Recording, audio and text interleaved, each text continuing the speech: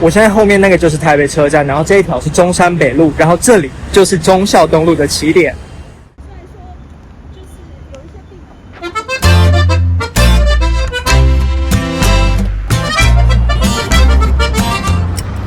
忠孝东路好像有5段还6段吧。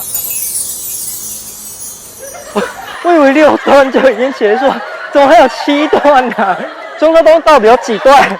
然后单老师说我们现在经过的第一个捷运站，我其实根本不知道到底有几个捷运站是在忠孝东路上面，但是台北市的冬天就是这样，台北天气很搞笑。我们走了半小时，终于走到真正的东区了。在我身后这一栋就是远东搜狗，然后这一栋我以前都会跟朋友约嘛，然后就会说，我们要约在哪里？大家都说复兴站，然后他们说哦搜狗，但是这里有一间搜狗，那边也有一间搜狗，所以到底是哪一间搜狗？我跟你说，我有一群台北从小到大在这边生长的朋友们，就同学们，他们都说哦就 BR4 啊，然后我那时候想说什么是 BR4， 然后他们不讲哦，他们就说就 BR4 啊，绿的那一栋。我跟你说谁会知道哪一栋是绿的？超装逼的。后来我才知道，因为那个出口是4号吧，4号出口。哦，也不是也不是，对啊，为什么叫 BR4 啊？它真的叫 BR4 超怪的，超怪的。我今天才恍然大悟，我一直以为那是4号出口，就。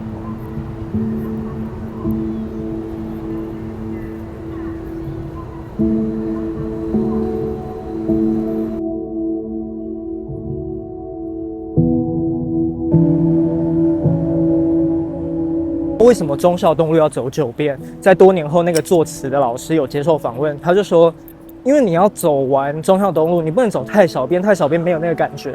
可是7跟10，歌手在唱的时候不好发音，8又容易爆音，所以就走9。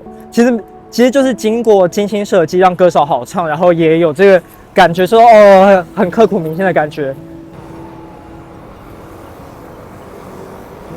不过我走忠孝东路的理由完全不一样。是因为我多年前呢，曾经某一天自己在骑车的时候，我就抬头一看，我就发现我身边的建筑物已经开始跟我刚到台北的时候完全不一样了。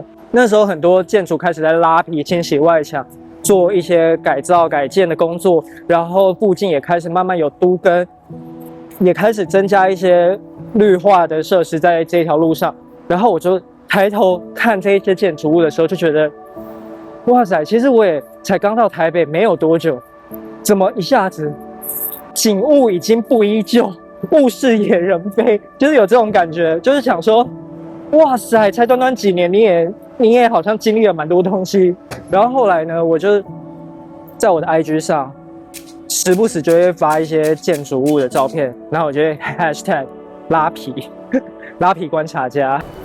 我记得最一开始，我好像就是在忠孝东路跟敦化南路口，就是我对这一栋特别印象深刻，因为我以前就觉得它旧老老，然后后来就 Nico M 就进驻了嘛，我就某一天就看到，就觉得哇，你也太不一样，就从它开始，所以这整条路我就拍过不下10几栋建筑物，然后那时候所有的朋友都在说你到底在拍这个干嘛？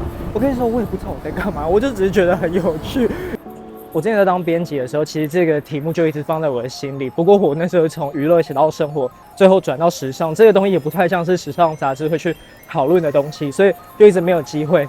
不过上个礼拜我在想到这个事情的时候，我就真的去做了一点功课，然后发现为什么我在忠孝东路上面会有感觉到这一件事情，其实这是真的，因为在几年前的时候，台北市有公布一个都市更新的条例，他们把台北市的忠孝东路一路到南港那边都划成一个整建维护2.0的一个区域，然后这个意思就代表说，这一条路上的你住宅，如果你符合条件，你想要申请加电梯或者是重新外墙拉皮的话，你就可以拥有比其他地区更宽松以及更高额的补助款项。我那时候有去问一下，他们说申请的高峰大概是在民国110年之前，然后现在比较少。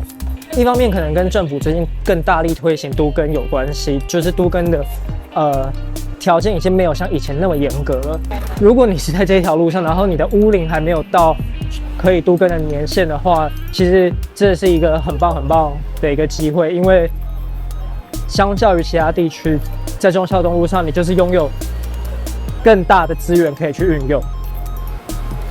不过我在问这一件事情的时候，他们有特别跟我说，其实现在看到很多外墙的拉皮啊，或者是什么新盖的建筑，很多其实都是企业或者是公司们自己决定要去做的，也不一定有拿到预算啊。现在在永春站应该已经到2/3了吧？我在想，我刚刚还要去工作有够累的。就是很多事情是，你只要一停下来，就是失去了你原来那种充满干劲的那种力量。所以果然一气呵成是有它的道理的。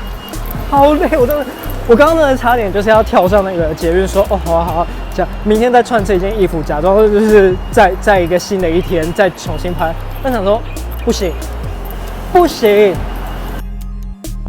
快到松山了，我猜应该也快结束了。但是你看，现在天已经，我从日走到夜，我的心也从灰跳到黑。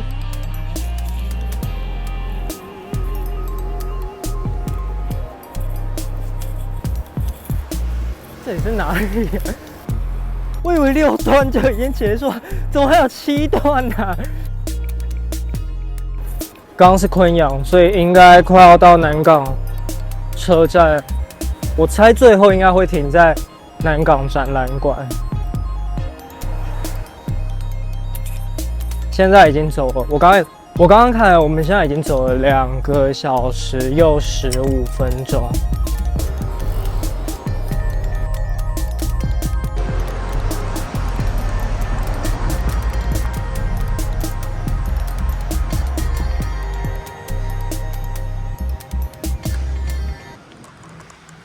什么意思？我走完了吗？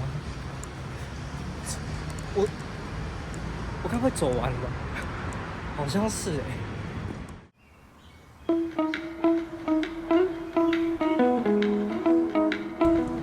以防万一，我刚刚还是查一下，我们走完了。前面就是南港展览馆，我们现在要过去。